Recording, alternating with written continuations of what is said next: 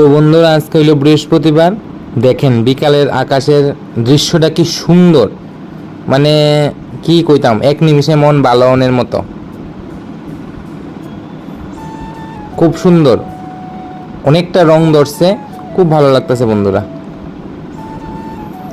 তো এখন হইলো সন্ধ্যাবেলা, আমি যাইতেছি পদ্মপুরণে। আমি আমার একটা ভিডিওত কইছিলাম যে আমি একটা দলে যাই কীর্তনের লেগা।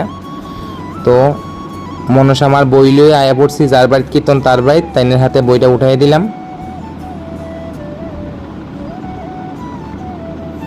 তো কীর্তন হয়ে গেল শুরু। তো আমার বন্ধুরা, আপনারা একটু কমেন্ট করে জানেন যে মানে ফেসবুক ভিডিও বা ইউটিউব ভিডিওর মধ্যে কীর্তনের শব্দ শোনা গেলে কি কোনো প্রবলেম হইব, কপিরাইট কি আইব, আমি ঠিক জানি না। তাহলে আমার খুব উপকার হইব আর কি, তাহলে আমি কীর্তনের শব্দ একটু দিতে পারুম।